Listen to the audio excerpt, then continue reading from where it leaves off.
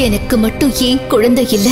நான் என்ன பாவம் செஞ்சு இந்த பாஞ்சால தேசத்துக்கே ராணி என்று தெரிஞ்சும் கூட குழந்தை இல்லாததுக்காக என்னை எல்லாரும் கேவலமா பேசுறாங்க. இந்த நாட்டுக்கு ராஜாவான என்னோட கணவரையும் தப்பா பேசுறாங்க.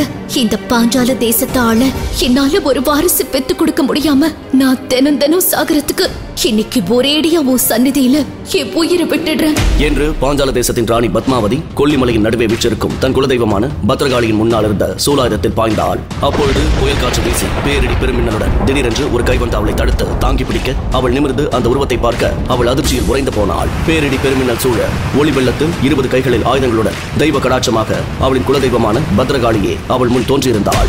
பத்மாவதி, என்ன காரியம் செய்ய துணிந்தாய்? மரணம் எதற்கும் தீர்வல்ல பத்மாவதி என்று பத்ரகாளி கூற அதை கேட்ட பத்மாவதி, தாயே என்ன மன்னிச்சிடு. கல்யாணம் ஆகி எத்தனை வருஷமா பிள்ளை இல்ல. எல்லாரும் என்ன மலடின்னு பேசுறாங்க. என் கணவர் ஆம்பளை இல்லைன்னு சொல்றாங்க. இதுக்கு மேல இந்த உயிரை வச்சு நான் என்ன பண்ண போறேன்? நான் ஒரு நாள் கூட விடாம உன்னை தினமும் கும்பிடுறனே. ஆனா நீ என் மேல கருணையே காட்டல. ஒண்ணு எனக்கு குழந்தைய கொடு, இல்ல எனக்கு கொண்டுடு என்று பத்மாவதி மனம் உருகி கூற அதை கேட்டு நெகிழ்ச்சி அடைந்த பத்ரகாளி, உனக்கு குழந்தை வரம் தருவதில் ஒன்றும் பிரச்சனை இல்லை. ஆனால் உனக்கு குழந்தை பிறந்தால் உன் ஜாதக அமைப்பின்படி அடுத்த கணமே உனது கணவர் இறந்து விடுவார். பரவாயில்லையா என்று பத்ரகாளி ஒரு குண்டை தூக்கி போட பத்மாவதிக்கு தூக்கி வாரி போட்டது. தொடர்ந்து கேளுங்கள் இந்த கதையை. நீ சரியான ஆம்பளையா இருந்தா என்னோட மோதி ஜெயிச்சு காட்டு அப்படின்னு உனக்கு சவாலா சொன்ன அந்த யவனிகாவோட ஆணவத்தை நீ அடக்கணும் சமரா. அதற்கு நீ முதல்ல உன் இடது கையில பற்றி எரிய போற அந்த நெருப்போட வலிய முழுசா தாங்கணும். அத உன் உடல் முழுசா தீ பரவாம உன் வலது கைய வச்சு நெருப்பு அணைச்சுடு. அப்படி நீ செஞ்சா அப்புறம் நானே என்ன முழுசா தரேன் உனக்கு என்று சமரனின் தோழி மேகராணி சொன்னபோது சமரனின் மோதிரத்திலிருந்து புகையாக தோன்றிய வர்ணமித்திரன், சமரா, உன் இடது கையில் அந்த மாய நெருப்பு பிடிச்சு எரிய போகுது. அந்த வலிய நீ பல்ல கடிச்சு தாங்கிக்கிட்டு உன் வலது கைய வச்சு நீ அணைச்சிடு. அப்படி செஞ்சாதான் நீ இழந்த சக்திகள் திரும்ப உன்கிட்ட வரும். அது மட்டும் இல்லாம உன்னை அவமானப்படுத்தின அந்த யவனிகாவையும் பழிவாங்கலாம் என்று வர்ணமித்திரன் சொன்ன அடுத்த நொடி சமரனின் இடது கை அக்னி ஜுவாலையால் கொழுந்து விட்டு எரிய தொடங்கியது. அதனை தன் வலது கரத்தினால் அணைக்கப் போகும் முன் தீ உடல் முழுவதும் மளமளவென்று வேகமாக பரவியது. இதனை சற்றும் எதிர்பாராத வர்ணமித்திரன் பதறி அடித்துக் கொண்டு தீயில் கருகிக் கொண்டிருக்கும் சமரனை நோக்கி ஓடி வந்தார். சுட்டரிக்கும் நெருப்பிலிருந்து சமரன் எப்படி தப்பித்தான்? வாங்க, 2.5 கோடி பேருக்கு மேல் கேட்டுக்கொண்டிருக்கும் இந்த சுவாரஸ்யமான தொடரை இலவசமாக கேட்கலாம். போர் கண்ட சிங்கம். சமரன் பெண்களை ஈர்க்கும் கண்களும் விரிந்த மார்பும் கொண்ட பாஞ்சால நாட்டின் வீரமான 20 வயது இளவரசன். 11 வயதிலேயே பாஞ்சால நாட்டின் மகா சக்கர போட்டியில் 1000 கிலோ எடையுள்ள பிரம்மாண்ட ஒற்றைக்கல் தூணை தனியாளாக தூக்கி சுமிருதி பீடத்தின் துவாரத்தில் பொருத்தி 9 நட்சத்திரங்களை எளிதாக பெற்று அகிலம் போற்றும் அபராஜிதன் பட்டத்தை பெற்றவன். பாஞ்சால தேசத்தில் ஒரு வீரனின் சக்தி என்பது நட்சத்திரங்களை கொண்டு அளவிடப்பட்டது. எவன் ஒருவன் 9 நட்சத்திரங்களை பெற்றிருக்கிறானோ அவனே மாவீரன். சமரன் அப்போது 9 நட்சத்திரங்களை பெற்றிருந்ததால் இரட்சை மலர் வம்சத்து இளவரசி யவனிகாவை சமரனுக்கு திருமண ஒப்பந்தம் செய்து முடித்திருந்தார் சமரனின் தந்தையும் பாஞ்சால நாட்டின் மன்னருமான அருணேந்திரன். திடீரென்று ஒரு நாள் அனைத்து சக்திகளையும் இழந்து வெறும் 3 நட்சத்திரங்களை கொண்ட கோழையாக மாறினான் சமரன்.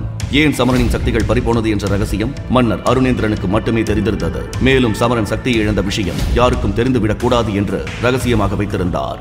ஆனால் எப்படியோ யவனிகாவுக்கு தெரிந்து உடனடியாக திருமணத்தை நிறுத்தினாள். அதோடு மட்டுமல்லாமல் கோழை என்று சொல்லி அனைத்து மக்கள் முன்னாலும் வைத்து சமரனை அவமானப்படுத்தினாள். அடுத்த பௌர்ணமிக்குள் இழந்த சக்திகளை மீட்டு யவனிகாவின் முகத்தில் கரியை பூசுவதாக சவால் விட்டான் சமரன். சமரன் எந்த விதத்திலும் இழந்த சக்திகளை திரும்ப பெற்றுவிடக் கூடாது என்றும் அதற்காக அவன் எடுக்கும் அத்தனை முயற்சிகளையும் தடுக்க வேண்டும் என்று முடிவு செய்தாள். யவனிகா அவமானப்படுத்தியது சமரனுக்கு ஈட்டியால் இதயத்தை பிளந்தது போல இருந்தது.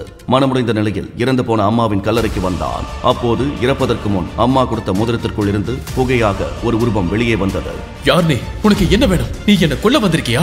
என்று சொல்லி அந்த உருவத்தின் மீது சமரன் கல்லை தூக்கி வீச சடார் என்று அந்த உருவம் அந்தரத்தில் பறக்க தொடங்கியது. அதை பார்த்து சமரன் அரண்டு போக அந்த உருவம் கோபமாக பேச தொடங்கியது. அடே முட்டாள் சமரா, நீ என்ன யாருன்னு நினைச்ச? நீ என்ன சந்தேகப்பட்டாலும் அம்மாவை நீ சந்தேகப்படலாமா? உங்க அம்மா கொடுத்த மோதிரத்துல இருந்து நான் வந்திருக்கேன். நான் எப்படி உனக்கு கெடுதல் பண்ணுவேன்? நான் உன்னை காப்பாற்ற உங்க அம்மாவால அனுப்பப்பட்ட குரு. என் பேச்ச கேட்டா நான் உனக்கு உதவி செய்வேன் என்று சமரனிடம் வர்ணமித்திரர் கூற கோபம் மற்றும் குழப்பத்தில் இருக்கும் சமரன் அவனது அம்மா பெயரை கேட்டதும் அம்மா நிச்சயம் தனக்கு தீங்கு நினைக்க மாட்டாள் என்று நம்பி வர்ணமித்திரருடன் பேசத் தொடங்கினான் சமரன். குருவே, என்ன மன்னிச்சிடுங்க. கடைசி 2 நாளா எனக்கு நடக்காத சோகம் இல்ல. அதனால எனக்கு இந்த வாழ்க்கை மேலேயே சுத்தமா நம்பிக்கை போயிடுச்சு.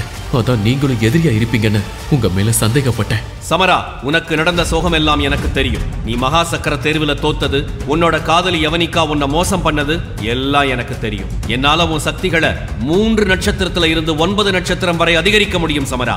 நீ என்னை நம்பு. வர்ணமித்திரர் அவரது வித்தைகளை ஒவ்வொன்றாக சமரனுக்கு சொல்லிக் கொடுத்தார்.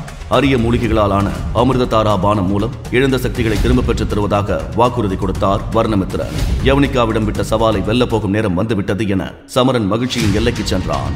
ஆனால் வர்ணமித்திரன் உருவாக்கிய பானம் மூலம் அவன் சக்தி 3 நட்சத்திரத்திலிருந்து 5 நட்சத்திரமாக மட்டுமே உயர்ந்தது. ஒரு பக்கம் 2 நட்சத்திரங்கள் அதிகரித்ததை எண்ணி மகிழ்ந்தாலும் அபராஜிதனாக இன்னும் 4 நட்சத்திரங்கள் வேண்டுமே என்று சோகமாக நின்று கொண்டிருந்தான் சமரன். குருவே, நான் யவனிகா கொடுத்த சவால்ல ஜெயிக்கணும்னா 9 நட்சத்திரம் வேண்டும்.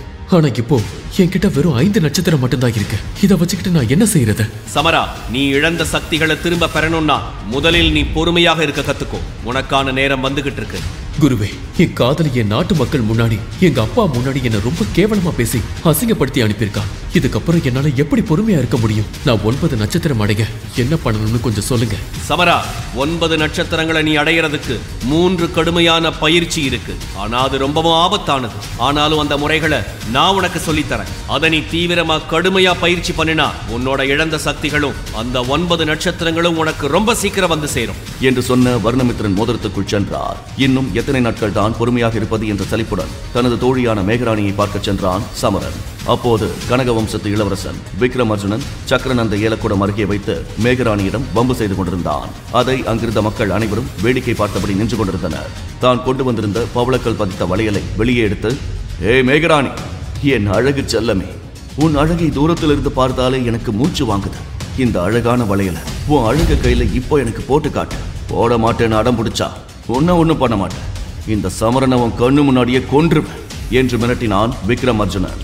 மேகராணி பாஞ்சால நாட்டில் உள்ள ஏழை குடும்பத்தில் பிறந்த மகள்.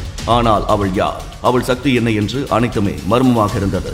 மேகராணி மீது சமரனுக்கு தூய்மையான காதல் இருந்தது. ஆனால் ஒரு அரசனின் திருமணம் என்பது பல அரசியல் நோக்கங்கள் இருப்பதால் இரட்சை மலர் வம்சத்து இளவரசி யவனிகாவை திருமணம் செய்ய வேண்டிய நிர்பந்தம் சமரனுக்கு உருவானது. பாஞ்சால நிலத்து மக்கள் செழிப்புடனும் நிம்மதியாகவும் வாழ வேண்டும் என்பதற்காக சமரன் தன்னுடைய காதலை தியாகம் செய்தான். இந்த உண்மை மேகராணிக்கும் தெரியும் என்பதால் தங்கள் காதலை ஒரு அளவோடு நிறுத்தியிருந்தனர். ஆனால் மேகராணியின் சொல்லுக்கு கட்டுப்பட்டவனாகவே இருந்தான் சமரன். சமரனை கொன்று விடுவேன் என விக்ரமர்ஜுனன் மிரட்டியதும் வளையல்களை வாங்க கையை நீட்டினாள் மேகராணி. அப்போது திடீரென்று ஒரு கை வந்து மேகராணியை தடுத்தது. திரும்பி பார்த்தபோது சமரன் கோபமாக நின்று கொண்டிருந்தான். அதை பார்த்த விக்ரமர்ஜுனனின் கண்கள் நெருப்பில் எரிந்து கொண்டிருந்தது.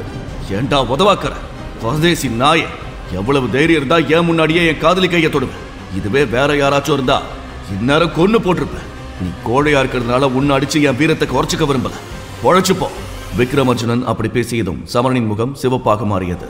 என்ன நடந்தாலும் பரவாயில்லை, இப்போதே விக்ரமர்ஜுனனோடு சண்டையிட வேண்டும் என்று முடிவெடுத்தான் சமரன். அப்போது மோதிரத்துக்குள் இருந்து வர்ணமித்திரன் சமரனோடு பேச ஆரம்பித்தார். கொஞ்சம் பொறுமையாக இரு சமரா. விக்ரமர்ஜுனன் 8 நட்சத்திரங்கள் இருக்கிற மாவீரன். 5 நட்சத்திரங்கள் மட்டும் இருக்க ஒன்னால அவனை அடிக்கிறது கஷ்டம். இப்ப நீ அவன் கூட சண்டைக்கு போறது கொஞ்சம் கூட நல்ல விஷயம் இல்ல. என்ன குருவே, எப்ப பார்த்தாலும் பொறுமையாருன்னு சொல்லிக்கிட்டே இருக்கீங்க. எப்போதான் என்னோட வீரத்தை காட்டுறது? சமரா, உன் நிலை எனக்கு புரியுது. ஆனா முதல்ல ஒன்ன புரிஞ்சுக்கோ. நீ உன் வீரத்தை நிரூபிக்க வேண்டியது யவனிகா கிட்ட. உன்னோட எதிரி யவனிகா தான், இந்த விக்ரமர்ஜுனா இல்ல என்று சொல்லி சமரன் விக்ரமர்ஜுனன் இடையே நடக்கவிருந்த சண்டையை தடுத்தார் வர்ணமித்திரன். முதல்ல உனக்கு அஷ்டமா பயிற்சியை கற்றுத்தர போறேன். ஆனால் அந்த பயிற்சி நீ நினைக்கிற மாதிரி அவ்வளவு சாதாரணமான விஷயம் இல்ல. அந்த பயிற்சியை செஞ்ச ஒருத்தர் கூட இன்னைக்கு உயிரோட கிடையாது. அந்த அளவுக்கு இது ஆபத்தான பயிற்சி என்று வர்ணமித்திரன் சொன்னபோது சமரனின் உடல் பயங்கரமாக நடுங்கிக் கொண்டிருந்தது. சிறிது நேரம் யோசித்த சமரன், குருவே, அது எவ்வளவு ஆபத்தான பயிற்சியா இருந்தாலும் பரவாயில்ல, நீங்க கத்துக் கொடுங்க என்று சமரன் சொன்னபோது அவனது ஆர்வத்தை நினைத்த ஒருபுறம் மகிழ்ச்சி அடைந்தாலும் சமரனின் உயிருக்கு ஏதாவது ஆபத்து வந்துவிடுமோ என்று பயந்தார் வர்ணமித்திரன். மறுநாள் பயிற்சி ஆரம்பமானது. சமரா, உன் நிலைமை புரியுது. ஆனால் முதல்ல ஒன்னு புரிஞ்சுக்கோ. நீ நினைக்கிற மாதிரி மேகராணி சாதாரண பொண்ணு இல்ல. அவ 8 நட்சத்திரம் கொண்டவ. அவளை பாதுகாக்க அவளுக்கு தெரியும் என்று வர்ணமித்திரன் சொன்ன அடுத்த நொடி சமரனின் இடது கை அக்னி ஜுவாலையால் கொழுந்து விட்டு எரிய தொடங்கியது. அதனை தன் வலது கரத்தினால் அணைக்கப் போகும் முன் தீ உடல் முழுவதும் மளமளவென்று வேகமாக பரவியது. இதனை சற்றும் எதிர்பாராத வர்ணமித்திரன் பதறையடித்துக் கொண்டு தீயில் கருகிக் கொண்டிருக்கும் சமரனை நோக்கி ஓடி வந்தார். ஐயோ சமரா, உனக்கு என்ன ஆச்சு? ஏன் இந்த நெருப்பை அணைக்க முடிய மாட்டேங்குது என்று வர்ணமித்திரன் பதறிக் கொண்டிருக்கும் போது நெருப்பின் வேதனையை தாங்கிக் கொண்டு மனதை ஒருநிலைப்படுத்தி வலது கையால் நெருப்பை அணைக்கத் தொடங்கினான். அப்போது சமரனின் மனதில் மீண்டும் யவனிகாவின் முகம் தெரிய தொடங்கியது. யவனிகாவின் முகம் அவன் மனக்கண்ணுக்குள் தெரிய தெரிய மீண்டும் நெருப்பு வேகமாக எரிய தொடங்கியது. இதனை தெரிந்து கொண்ட வர்ணமித்திரன், சமரா, தயவு செஞ்சு நீ அந்த யவனிகாவை நினைத்து உன் கவனத்தை சிதறவிடாதே. இப்படி பண்ணா அதுவே உன் உயிருக்கு ரொம்ப ஆபத்தாயிடும். ஜாக்கிரதை என்று எச்சரித்தார் வர்ணமித்திரன். அப்போது சமரனின் உடல் நடுங்கத் தொடங்கியது. மீண்டும் அவன் உடல் முழுவதும் நெருப்பு ஜுவாலைகள் எரிய தொடங்கியது. அப்போது மரங்கள் அனைத்தும் வேரோடு சாய்ந்தது. சுற்றி எங்கிலும் தீ ஜுவாலைகள் எரிய வனவிலங்குகள் தலைதெறிக்க ஓட்டம் பிடித்தன. பயங்கரமாக மின்னல் வெட்டிக் கொண்டிருக்க வானில் தெரிந்த வால் நட்சத்திரம் கீழாக இறங்கிக் கொண்டிருந்தது. வால் நட்சத்திரம் தோன்றினால் மிகப்பெரிய ஆபத்து ஒன்று வரப்போவதை உணர்ந்து வர்ணமித்திரன் அதிர்ச்சியில் உறைந்தார். அப்போது கண்ணிமைக்கும் நொடியில் கற்பனையில் கூட நினைத்து பார்க்காத அளவிற்கு அங்கே விசித்திரமான மர்ம சம்பவம் நடந்தது. என்ன நடந்தது? சமரன் கையில் எரிந்த நெருப்பை அணைத்து அஷ்டமா பயிற்சியை நிறைவு செய்தானா? சமரன் 9 நட்சத்திரங்களை எப்படி பெறப்போகிறான்? சமரன் ஏன் தன் சக்தியை இழந்தார்? மீண்டும் அவன் தன் இழந்த சக்திகளை திரும்ப பெறுவானா? சமரனின் அம்மாவிற்கு என்ன ஆனது? அவர் இறந்ததன் மர்மம் என்ன? யார் இந்த வர்ணமித்திரர்? அவர் சமரனுக்கு உதவ வேண்டியதன் ரகசியம் என்ன? யவனிகா விட்ட சவாலில் சமரன் ஜெயித்தானா? வால் நட்சத்திரத்தினால் வரப்போகும் ஆபத்து என்ன? முழுவதும் தெரிந்து கொள்ள கீழே உள்ள இன்ஸ்டால் பட்டனை கிளிக் செய்து பாக்கெட் எஃப்எம் ஆப்பை டவுன்லோட் செய்து போர் கண்ட சிங்கம் என்கிற இந்த சுவாரஸ்யமான ஆடியோ தொடரை கேட்டு மகிழுங்கள். போர் கண்ட சிங்கம்.